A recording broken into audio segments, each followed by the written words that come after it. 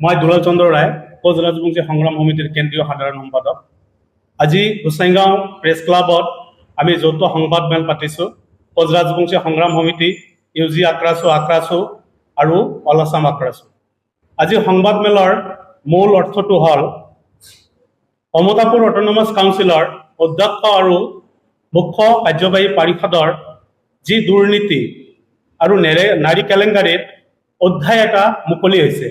এই বাতৰি চাই আমি যেহেতু কোচ ৰাজবংশী জনগোষ্ঠীৰ স্বাভিমানত আঘাত কৰিছে, সেইকাৰণে আমি সংগঠনকেইটাই আজি যৌথ সংবাদ মেল পাতিব লগা হল।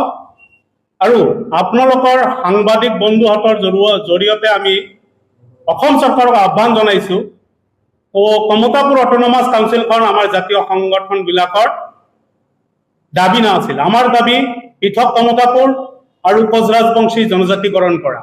কিন্তু অসম চৰকাৰে তেতিয়া মুখ্যমন্ত্ৰী সৰ্বানন্দ সোণোৱাল ডাঙৰীয়াৰ নেতৃত্বত অসম চৰকাৰে আমাক অটোনমাস কাউন্সিল দিলে।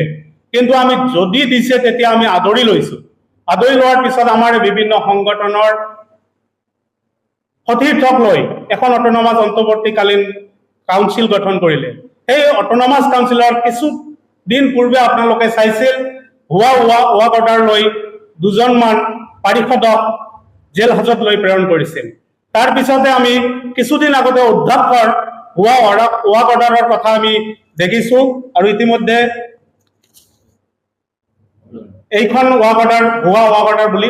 কিন্তু দুদিন আগত এটা চেনেলৰ জৰিয়তে হিতেশ্বৰ বৰ্মন ডাঙৰীয়া স্পষ্টীকৰণ দিছে। কিন্তু তেনেকুৱাকৈ স্পষ্টীকৰণ নিদি মই ভাবো অসম চৰকাৰক আমি আহ্বান জনাইছো আৰু হিতেশ্বৰ বৰ্মনক কোচ ৰাজবংশী সংগ্ৰাম সমিতিৰ তৰফৰ পৰা আহ্বান জনাইছো, আপুনি ক্লিন শ্বিট লৈ আহক আৰু আপুনি এজাহাৰ দিয়ক। আপুনি মানহানি কেছ কৰিব পাৰে যদি এইটো আপোনাৰ সিগনেচাৰ নহয়, আপুনি ক্লিন শ্বিট লৈ আহক। আমি বিচাৰিছো যে কোচ ৰাজবংশী জনগোষ্ঠীটো উপমূলঙা কৰাৰ নিচিনা জনগোষ্ঠী নহয়। গতিকে আপোনালোকে কোচ ৰাজবংশী জনগোষ্ঠীৰ দায়িত্বভাৰ হাতত লৈ জনগোষ্ঠীটোক উপলঙা কৰিব নোৱাৰে।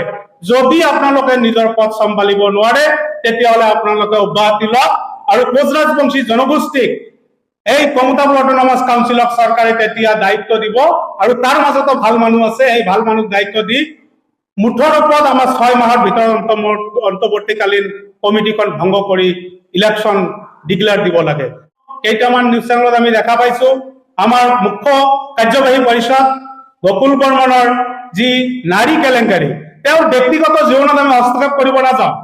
কিন্তু তেখেত যিহেতু কমতাপুৰ অটোনমাস কাউন্সিলৰ মুখ্য কাৰ্যবাহী পৰিষদ, গতিকে তেওঁৰ কথাটো টিভি চেনেলৰ লগতে বিভিন্ন ছচিয়েল মাধ্যমত বাতৰি প্ৰচাৰ হৈয়ে আছে। সেইকাৰণে আমি গকুল বৰ্মন ডাঙৰীয়াৰ লগতে আমি অসম চৰকাৰক আহ্বান জনাইছো, গকুল বৰ্মন ডাঙৰীয়া তেওঁ যদি নিৰ্দোষী তেতিয়াহ'লে তেওঁ সাব্যস্ত কৰক, তেওঁক এজাহাৰ দিয়ক বা তেওঁ ক্লিন শ্বিট লৈ আহক।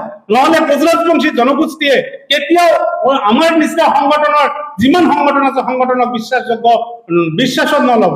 গতিকে মই আহ্বান জনাইছো যিসকল পাৰিষদ বা আমাৰ সাধাৰণ মেম্বাৰ, অধ্যক্ষ, উপাধ্যক্ষ যিসকলে দুৰ্নীতিত জড়িত হৈ আছে তেখেতসকলক অসম চৰকাৰে তেখেতসকলক অব্যাহতি দিব লাগে, তেখেতসকলক বহিষ্কাৰ কৰিব লাগে কাউন্সিলৰ পৰা আৰু কাউন্সিলৰ অনতি পলমে খুব কম সময়ৰ ভিতৰত সমষ্টি নিৰ্ধাৰণ কৰি ইলেকশ্যন ডিক্লেয়াৰ কৰিব লাগে। এইটোৱে আমাৰ দাবী।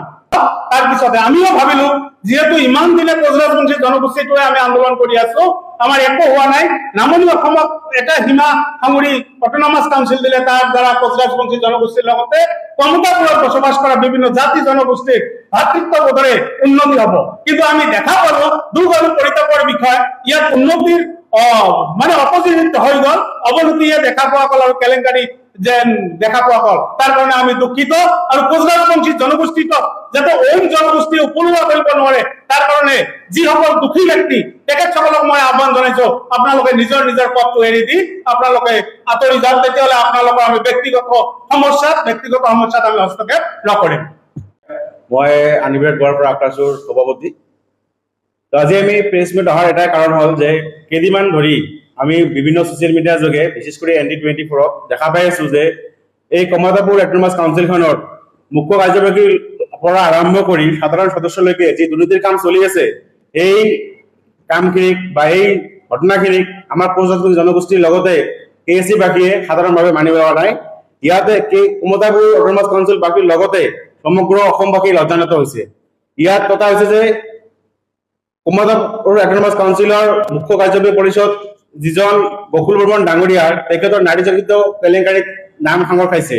কিন্তু এটা দুঃখজনক কথা যে এজন KSCৰ মুৰব্বী হৈ ইয়াৰ নামটো ইয়াতে নাৰী জড়িত কাৰণত অন্তৰ্ভুক্ত হৈছে। কিন্তু আমি বিচাৰো যে ইয়াত তদন্ত হ'ব লাগে।